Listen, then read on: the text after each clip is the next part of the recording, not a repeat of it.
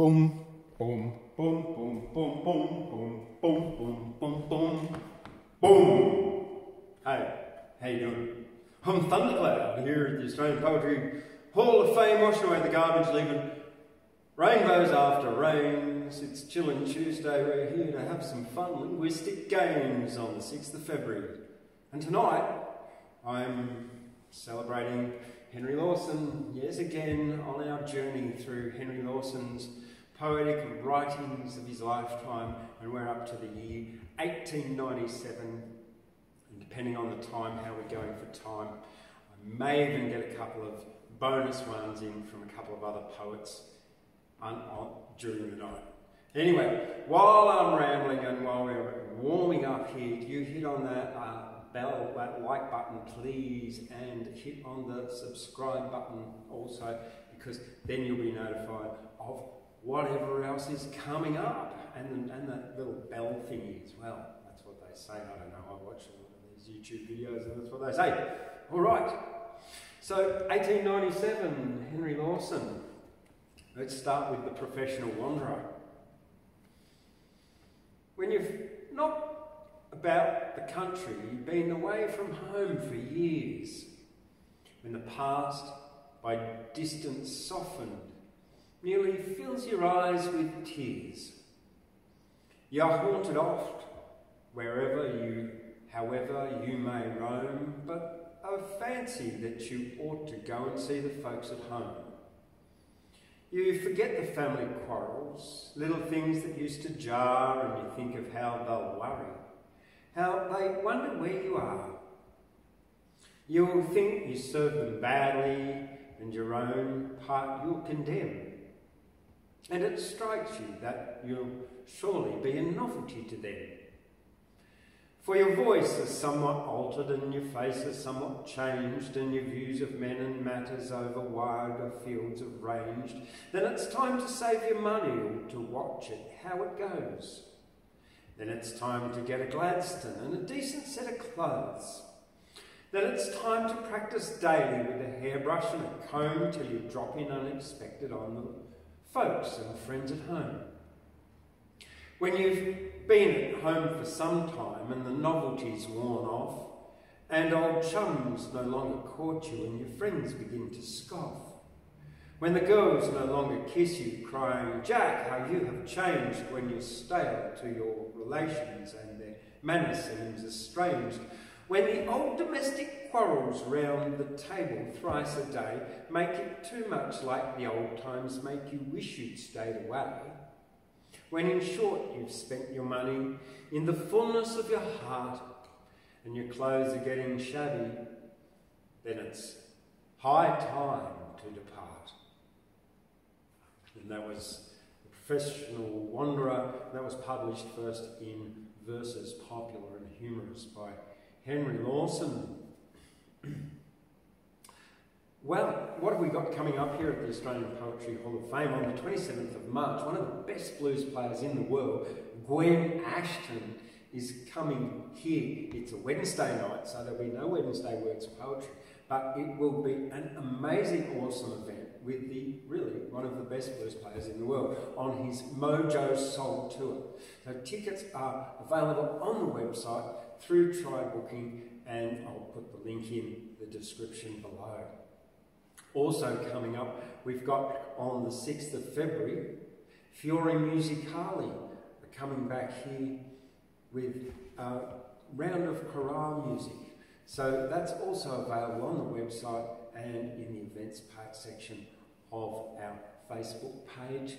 And finally, our third big event coming up is Jeff Paul and Pam Hatter, Songs from the Porch, a couple of songwriters and singers from the Northern Rivers area, Kyogle area. They're coming down here to Guyra, and that's on the 12th of April as well. All right, and the other really big thing is the Australian Poetry Slam Heat is coming here on the 14th and 15th of August. We'll have on the 14th, Wednesday, is the poetry workshops, and on the 15th we'll have the night of the Slam Heat. So it's your chance to get into the finals in Sydney. So get your slam on, start writing, start practicing for the Australian Poetry Slam Heat here in Guyra in August. There'll be more details on the website as I get them up there. All right, I'll just have a sip of my nice Rosella tea. Hibiscus tea, Egyptian hibiscus. It's a red tea made of the leaves of the hibiscus flower in my Australian Poetry Hall of Fame cup, and these are available on the Australian Poetry Hall of Fame website, .com.au, also meanwhileinaustralia.com for other merchandise which supports the Australian Poetry Hall of Fame. Links in the description. The Three Kings, this is number 1. Just changed to my reading glasses. The east is dead and the west is done, and again our course lies thus. Southeast by fate and the rising sun, where the three kings wait for us. Southeast by fate and rising sun, when our hearts are young and the world is wide and the heights seem grand to climb, we are off and away to the Sydney side, but the three kings bide their time. And just one thing about that, the 3 sea-girt pinnacles off North Cape in New Zealand are called the Three Kings. I've been to the west, the digger said. He was bearded, bronzed and old, and the smothering curse of the east is wool and the curse of the west is gold. I went to the west in the golden boom with hope and a lifelong mate. They sleep in the sand by the boulders soak, and long may the three kings wait. I've had my fling on the Sydney side, said the black sheep to the sea. And the young fool learn when he can't be taught. I've learnt what's good for me. And he gazed ahead on the sea line dim, grown dim in his softened eyes, with a pain in his heart that was good for him as he saw the three kings rise. A pale girl sits on the forecastle head. She's back, three kings so soon. But it seems to her like a lifetime dead since she fled with him saloon. There is refuge still in the old folks' arms for the child that loved too well. They will hide her shame on the southern farm, and the three kings will not tell. 'Twas a restless heart on the tide of life and a false star in the skies that led me on to the deadly strife where the southern London lies. But I dream in peace of a home for me by a glorious southern sound, as the sunset fades from a moonlit sea and the three kings show us round. Our hearts are young and the old heart's old, and life on the farm is slow, and away in the world there is fame and gold, and the three kings watch us go. Our heads seem wise and the world seems wide, and its heights are ours to climb. So it's off and away in our youthful pride, but the three kings bide our time. Three kings. The next one I've got for you is called The Jolly Dead March.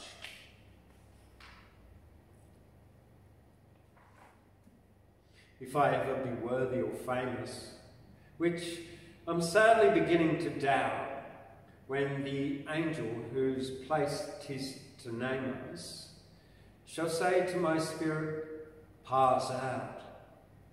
I wish for no snivelling about me. My work was the work of the land, but I hope that my country will shout me the price of a decent brass band. Thump, thump of the drum and a tararit. Thump, thump, and the music, it's grand, if only in dreams or in spirit, to ride or march after the band. And myself and my mourners go straying and strolling and drifting along, with a band in the front of us playing the tune of an old battle song. I ask for no turnout to bear me I ask not for railings or slabs. And spare me, my country, oh spare me, the hearse and the long string of cabs. I ask not the baton or starts of the bore with the musical ear, but the music that's blown from the hearts of the men who work hard and drink beer. And let them strike up Annie Laurie, and let them burst out with Lang Syne, twin voices of sadness and glory that have ever been likings of mine, and give the French war hymn deep-throated, the watch of the Germans between, and the last mile be devoted to Britannia and wearing a green. And if in the end more's the pity, there is fame more than money to spare, there's a van man I know in the city who'll convey me right side up with care. True sons of Australia and noble have gone from the long dusty way, while the soul mourner fought down his trouble with his pipe on the shaft of the dray. But let them strike up Annie Laurie, etc. And this the chorus. And my spirit will join the procession. Will pause, if it may, on the brink, nor feel the least shade of depression when the mourners drop out for a drink. It may be a hot day in December or a cold day in June it may be, and then the drink will but help them remember the good points the world missed in me. And help them to love Annie Laurie, and help them to raise old Lang Syne, twin voices of sadness and glory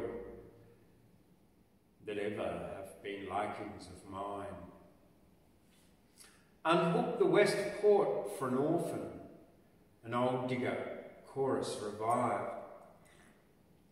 If you don't hear a whoop from the coffin, I am not being buried alive. But I'll go with a spirit less bitter than mine own on the earth may have been, and perhaps to save trouble St. Peter will pass me two comrades between. And let them strike up Annie Laurie, and let them burst out with Lang Syne, twin voices of sadness and glory that have ever been likings of mine.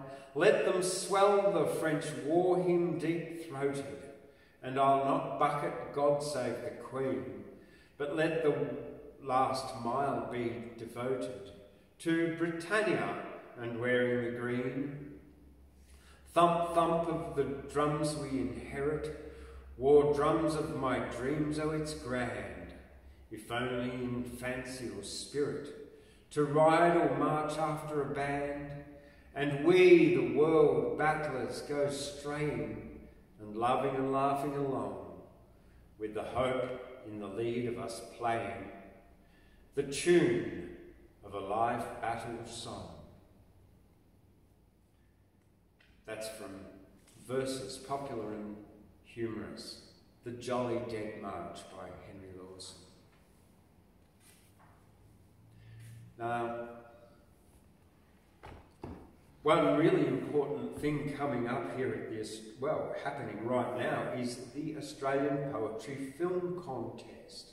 Yes, submissions are open right up till the end of September and the end of October for late submissions as well.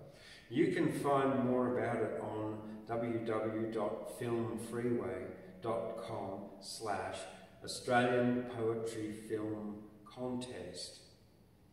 And there are three categories this year: Best Australian Poetry Film, Best Australian Bush Poetry Film, and Best Student Poetry Film. And it's the second year running. I'm also running a GoFundMe to raise funds for the prize money for the filmmakers and poets. So if you'd like to make a donation, you can find the GoFundMe link below in the description as well. All right, this one is called Written Afterwards.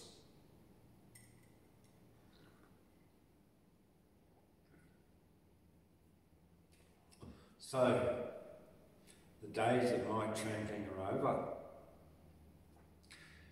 and the days of my riding are done. I'm about as content as a rover will ever be under the sun. I write, after reading your letter, my pipe with old memories rife, and I feel in a mood that had better not meet the true eyes of the wife. You must never admit a suggestion that old things are good to recall. You must never consider the question, was I happier then, after all? You must banish the old hope and sorrow that make the sad pleasures of life. You must live for today and tomorrow if you want to be just to the wife. I have charged since the first day I kissed her, which is due, heaven bless her, to her. I'm respected and trusted. I'm a Mr., addressed by the children as Sir. And I feel the respect without feigning, but you'd laugh at the great laugh of your life if you only saw me entertaining an old lady friend of the wife. By the way, when you're writing, remember that you never went drinking with me, and forget our last night of December, lest our several accounts disagree.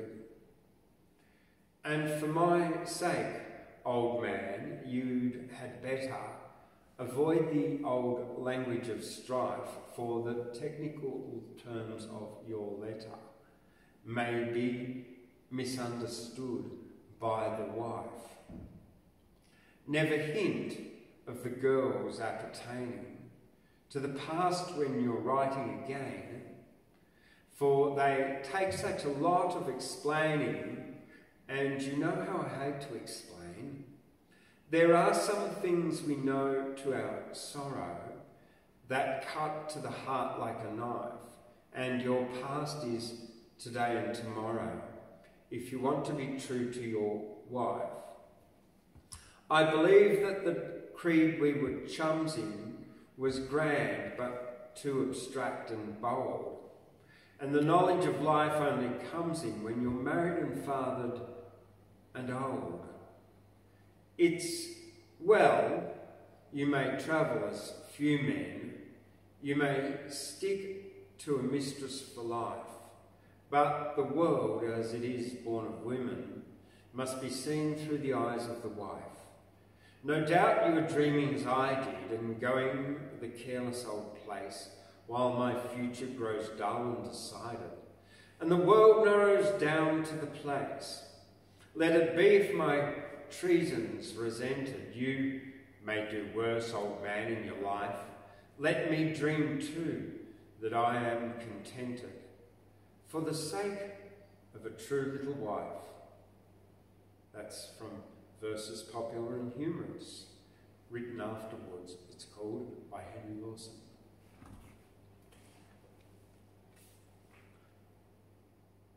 This next one's quite long, and it's called The Writer's Dream. A writer wrote of the hearts of men and followed their tracks afar. Frizz was a spirit that forced his pen to write of the things that are. His heart grew tired of the truths he told, for his life was hard and grim. His land seemed barren, its people cold, yet the world was dear to him. So he sailed away from the streets of strife. He travelled by land and sea, in search of a people who lived a life as life in the world should be.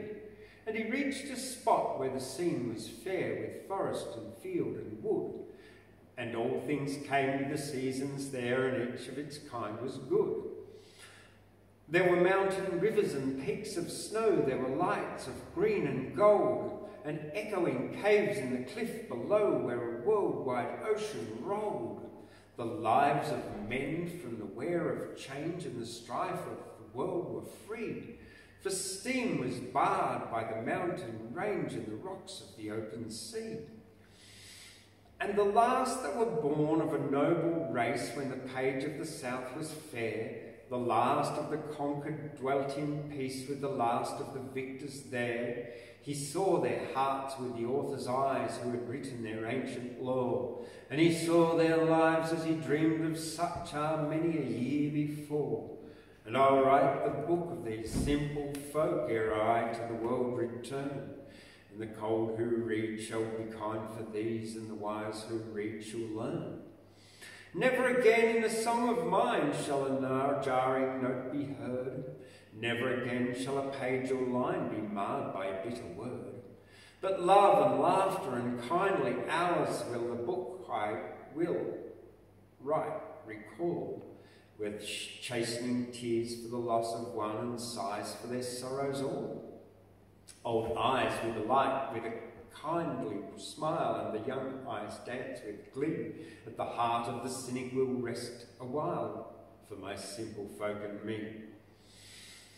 The lines ran on as he dipped his pen, ran true to his heart and ear, like the brighter pages of memory when every line is clear. The pictures came and the pictures passed like days of light and love and light. He saw his chapters from first to last, and he thought it grand to write. And the writer kissed his girlish wife, and he kissed her twice with pride. 'Tis a book of love, though a book of life, and a book you'll read, he cried. He was blind at first to each senseless sight, for shabby and poor he came, from local fashion and mortgaged pride that scarce could sign its name. What dreamer would dream of such paltry pride in a scene so fresh and fair? The local spirit intensified with this pitiful shams was there. There were cliques wherever two houses stood, not rest for a family ghost. They hated each other as women could, but they hated the stranger most. The writer wrote by day and night, and he cried in the face of fate, I'll cleave to my dream of life in spite of the cynical ghosts that wait. 'Tis the shyness born of their simple lives, he said to the paltry pride. The homely tongues of the simple wives ne'er erred on the generous side. They'll prove me true and they'll prove me kind ere the year of grace be past.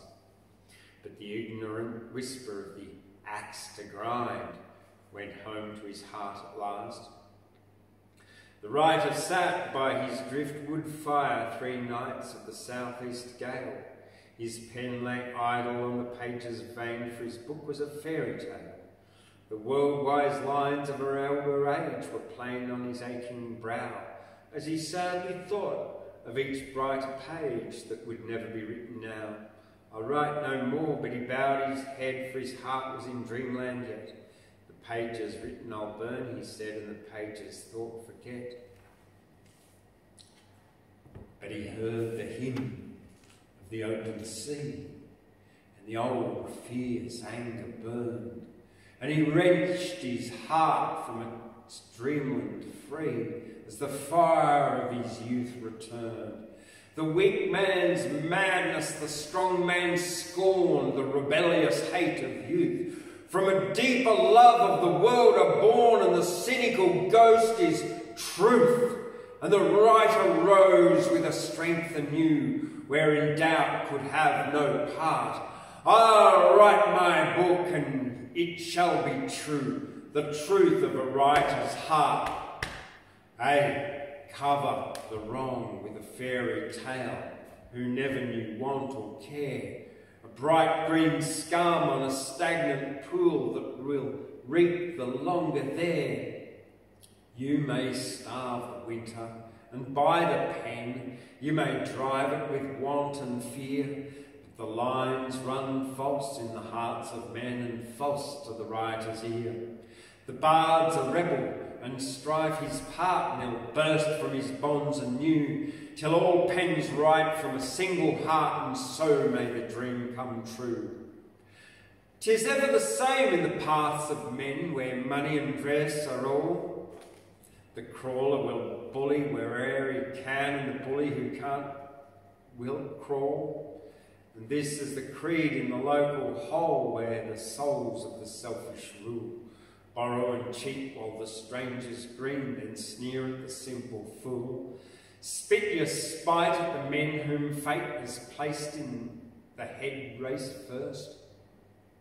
And hate till death with a senseless hate the man you have injured worst. There are generous hearts in the grinding street, but the hearts of the world go west.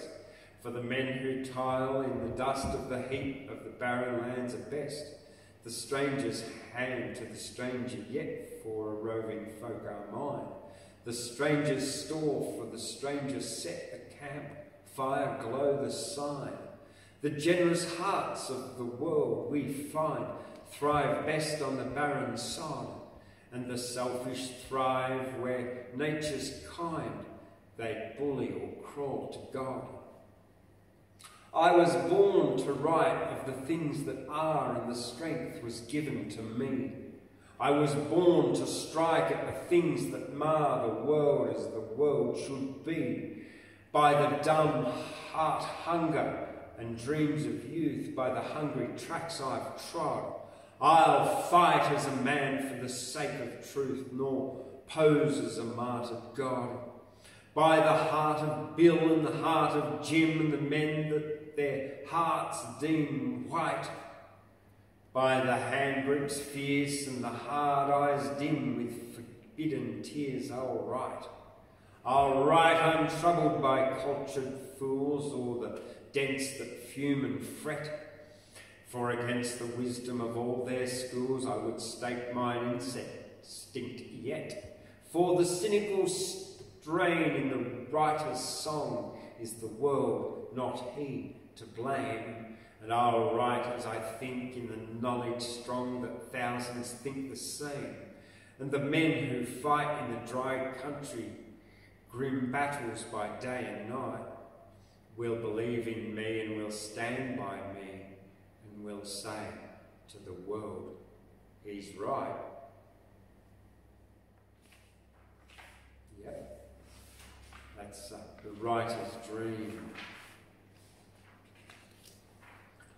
The next one I've got for you by Henry Lawson, The Ports of the Ocean Sea.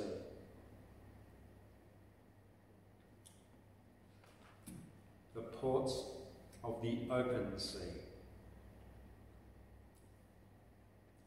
Down here, where the ships loom large in the gloom and the sea storms veer, down here on the southwest margin of the Western Hemisphere, where the might of the world-wide ocean round the youngest land rolls free, storm-bound from the world's commotion, lie the ports of the open sea, by the bluff where the grey sand reaches, to the curb of the spray-swept street, by the sweep of the black sand beaches, from the main road travellers' feet, by the heights like a work titanic, begun ere the gods' work ceased, by a bluff-lined coast volcanic, lie the ports of the wild southeast.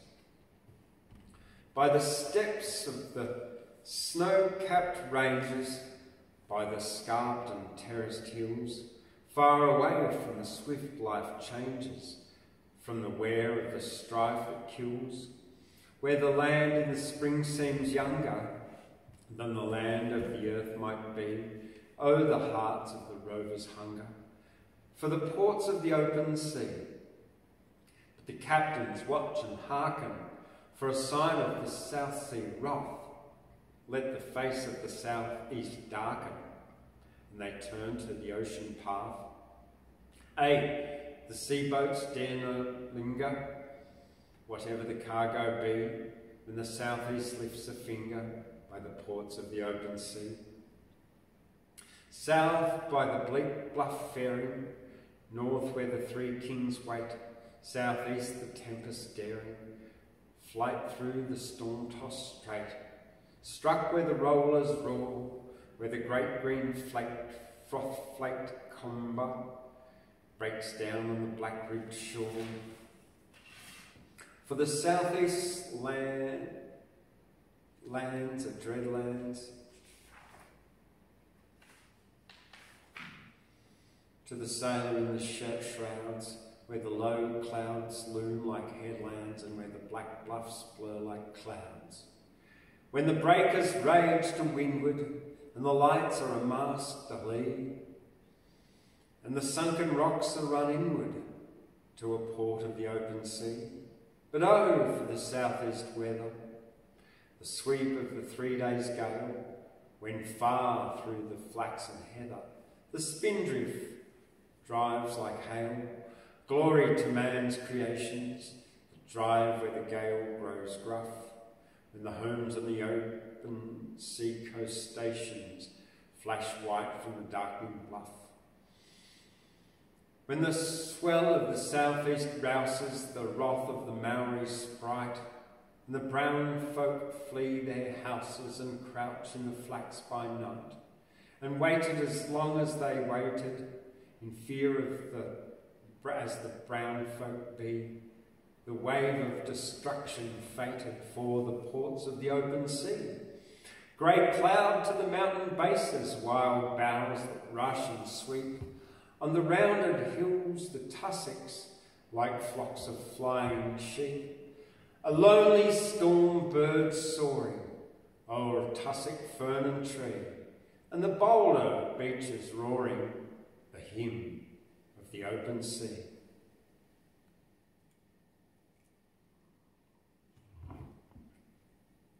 Henry Lawson,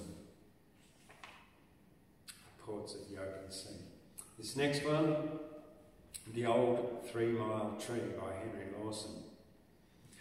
Old Coach Road, west by Norwood, old mile tree by the track. A dead branch pointing forward, and a dead branch pointing back.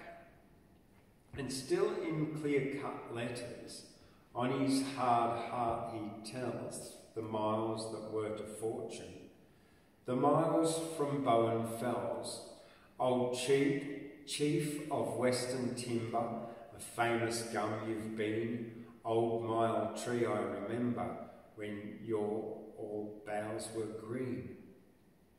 There came 3 boyish lovers, when golden days begun, there rode 3 boyish rovers, towards the setting sun, and fortune smiled her fairest, and fate to these was kind, the truest, best and rarest, the girls they left behind. By the campfire's dying ember, they dreamed of love and gold. Old mile tree, I remember, when all our hearts were bold. And when the wrecks of those days were sadly drifting back, there came a lonely swagman along the dusty track, and save for limbs that trembled, for weak and ill was he, old mile tree he resembled, the youngest of the 3. Beneath you, dark and lonely, a wronged and broken man, he crouched and sobbed as only the strong heart-broken can. The darkness wrapped the timber, the stars seemed dark o'erhead. Old mile tree I remember, when all green leaves seemed dead. The Old Mile Tree, that was published in The Bulletin by Henry Lawson.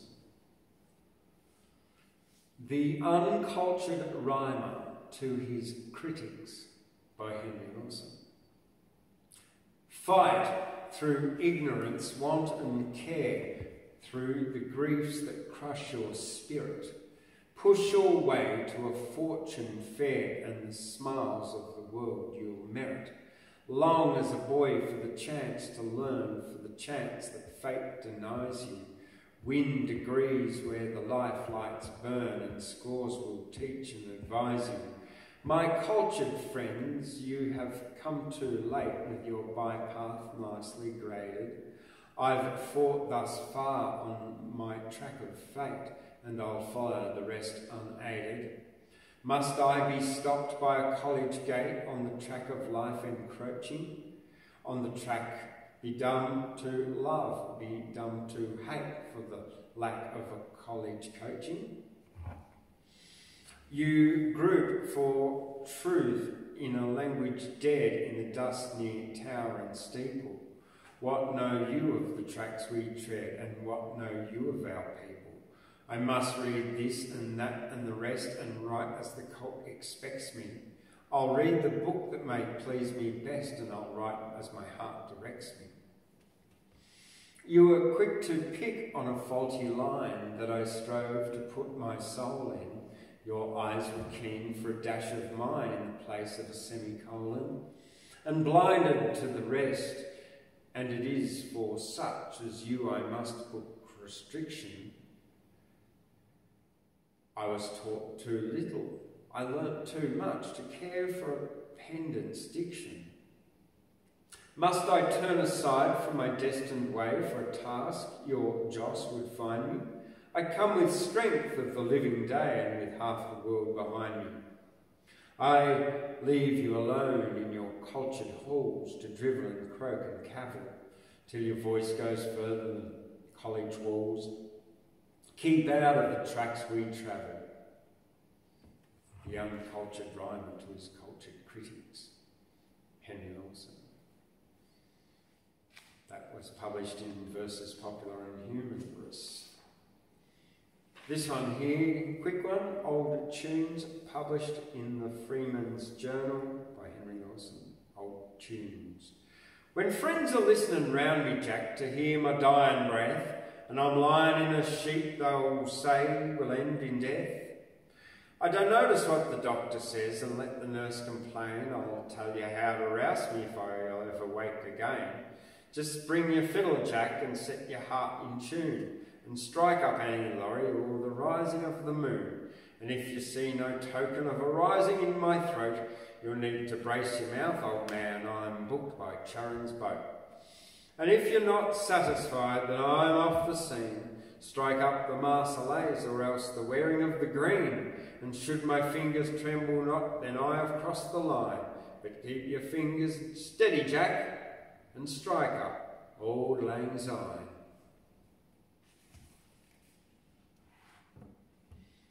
The Battling Days by Henry Lawson.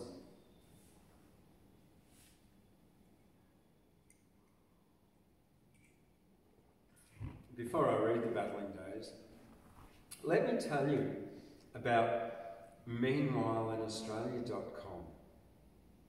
Yes, that's right, meanwhileinaustralia.com is where you can get all kinds of Australia funny merchandise, you can get Australian tourism merchandise, you can get Gyra souvenirs as well and t-shirts.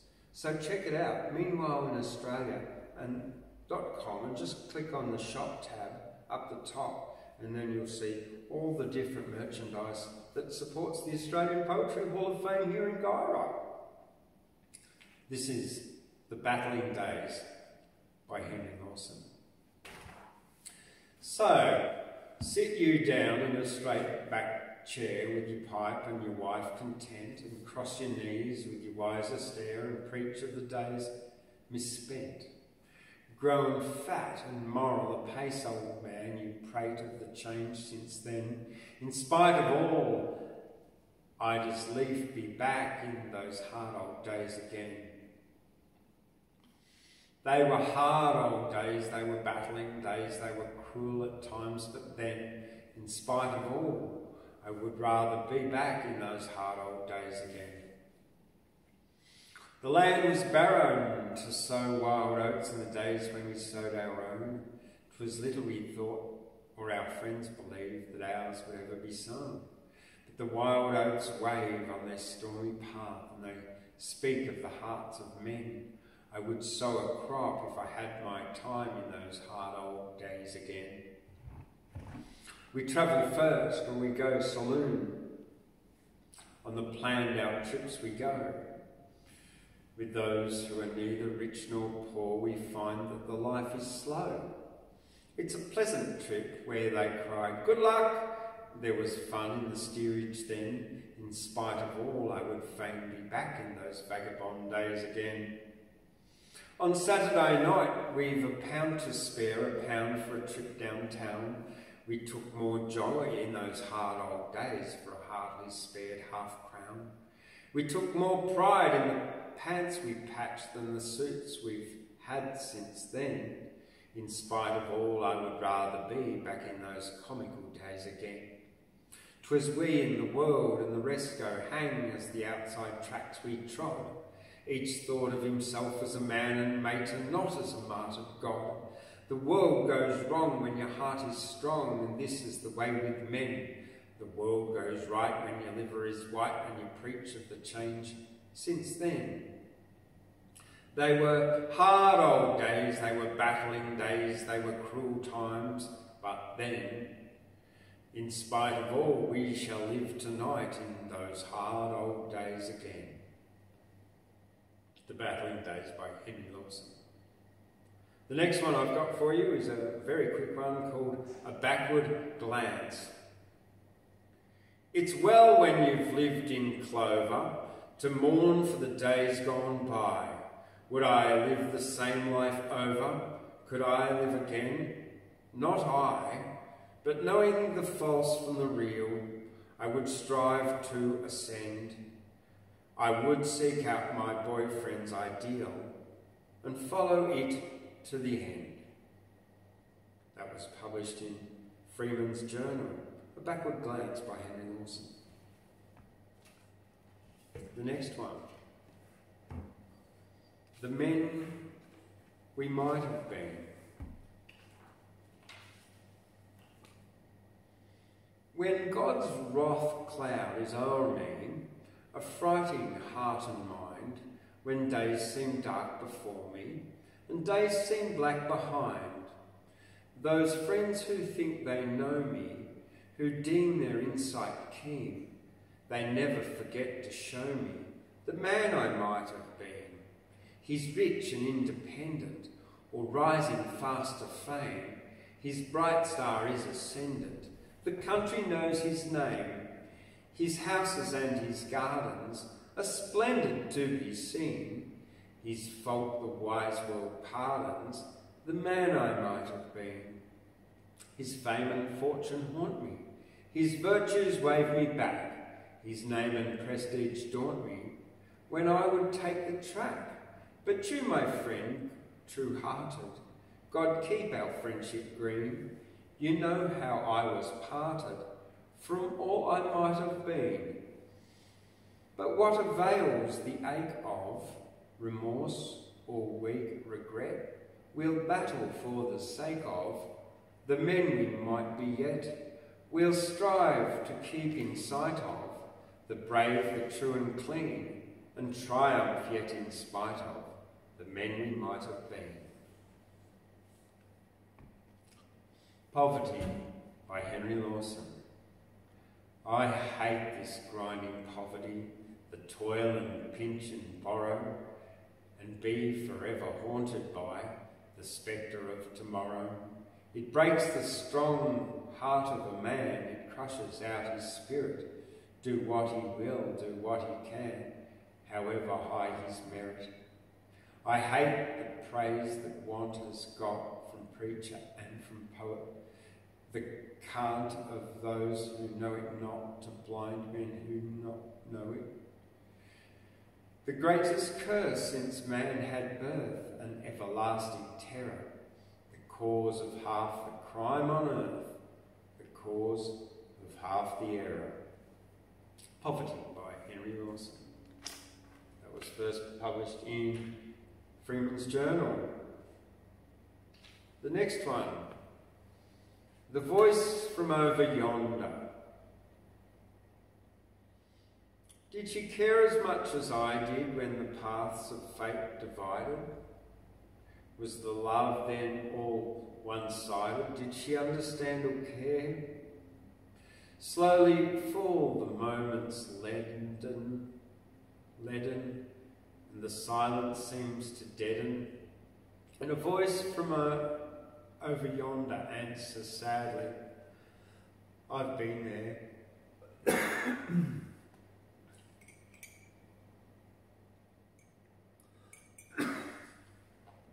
Have you tramped the streets of cities, poor, and do you know what it is, while no mortal cares or pities, to have drifted past ambition? To have sunk below despair, doomed to slave and stint and borrow, ever haunted in your sorrow by the spectre of tomorrow, and the voice from over yonder answers sadly, I've been there. Surely in the wide hereafter there's a land of love and laughter. Say, is this life all we live for? Say it, think it, if you dare. Have you ever wandered? Have you ever, why the man and God were sundered? Do you think the Maker blundered? And the voice in mocking accents answered only, I've been there. The Voice from Over Yonder by Henry Lawson, published in the Bulletin.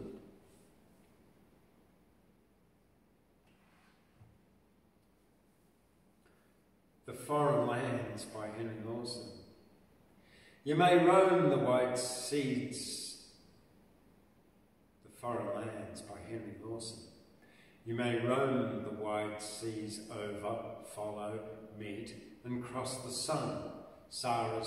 Sail as far as ships can sail and travel as far as trains can run. You may ride and tramp wherever range or plain or sea expands, but the crowd has been before you and you'll not find foreign lands.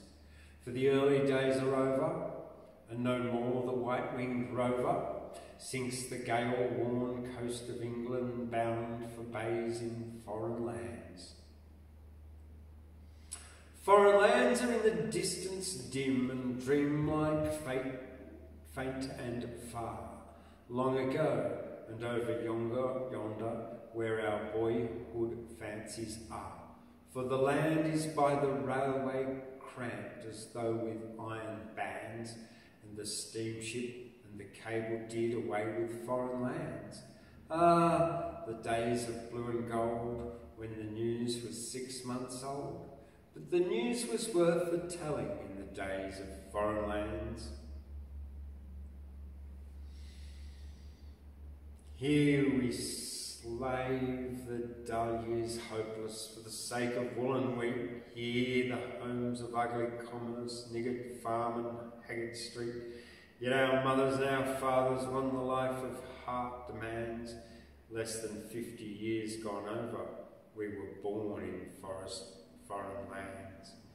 When the gypsies stole the children still in village tale and song, and the world was wide to travel and the roving spirit strong, when they dreamed of South Sea Islands, summer seas and coral strands, then the bravest hearts of England sailed away to foreign lands. Fitting foreign flood and field, half the world and orders sealed, and the first and best of Europe went to fight in foreign lands. Canvas towers on the ocean, homeward bound and outward bound, glint of topsails over islands, splash of anchors on the sound. Then they landed in the forest, took their strong lives in their hands, and they fought and toiled and conquered, making homes in foreign lands, through the cold and through the drought, further on and further out, winning half the world for England in the wilds of foreign lands.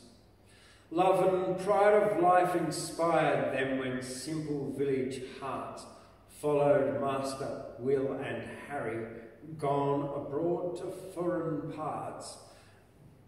By our townships and our cities and across the desert sands are the graves of those who fought and died for us in foreign lands, gave their young lives for our sake. Was it all a grand mistake? Sons of Master Will and Harry, born abroad in foreign lands. Ah, my girl, our lives are narrowed, and in sordid days like these I can hate the things that banished foreign lands across the seas.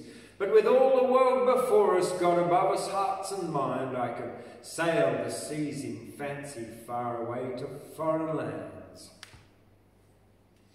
Foreign Lands by Henry Lawson. Okay, what have I got for you now? Gosh. The next one, The Light on the Wreck. Out there by the rocks at the end of the bank is, in the mouth of the river, the Wanderer sank. She's resting where meet the blue water and green, and only her masts and a funnel are seen, and you'll see when is fading the sunset's last fleck. On her foremast a lantern, a light on a wreck. 'Tis a light on a wreck warning ships to beware of the drowned iron hull of the Wanderer there, and the ships that come in and go out in the night. Keep a careful lookout for the Wanderer's light. There are rules for the harbour and rules for the wave, but all captains steer clear of the Wanderer's grave. Or the light, or the stories of strong lives that ended in wrecks might be likened to lights over derelict decks. Like the light where in sight of the streets of the town, in the mouth of the channel, the Wanderer went down. Keep a watch from the deck as they watch from the deck. Keep a watch from your home for the light on the wreck. But the lights on the wreck since creation began have been shining in vain for the vagabond clan. They will never take warning, they will not beware, for they hold in their mottos what matter what care, and they sail without compass and they sail without check until they steer to the grave neath a light on a wreck.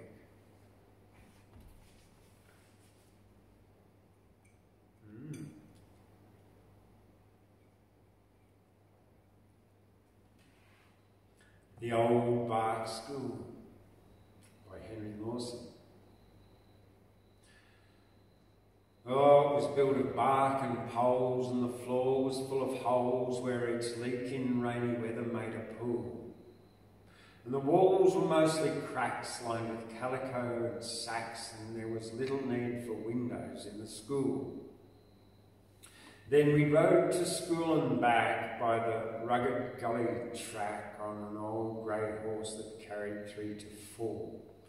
And he looked so very wise that he lit the master's eyes every time he put his head in at the door. He'd run with Cobb and Co, that grey leader let him go. There were men as knowed the brand on his hide, and noted on the course funeral service, good old horse, when we burnt him in the gully where he died. And the master thought the same. 'Twas from Ireland that he came, where the tanks are full all summer and the feed is simply grand. And the joker in vogue said his lessons with a brogue. 'Twas unconscious imitation, let the reader understand. And we learnt the world in scraps from some ancient dingy maps long discarded by the public schools in town. And as nearly every book dated back to Captain Cook, our geography was somewhat upside down. It was in the book and so well that we let it go, for we never would believe that print could lie. And we learnt pretty soon that when we came out at noon, the sun is in the south part of the sky. And Ireland, that was known from the coast to Athlone. We got little information re the land that gave us birth, save that Captain Cook was killed and was very likely grilled, and the natives of New Holland are the lowest race on earth. and a wood cut in its place of the same degraded race seemed a lot more like a camel than the black fellows we knew.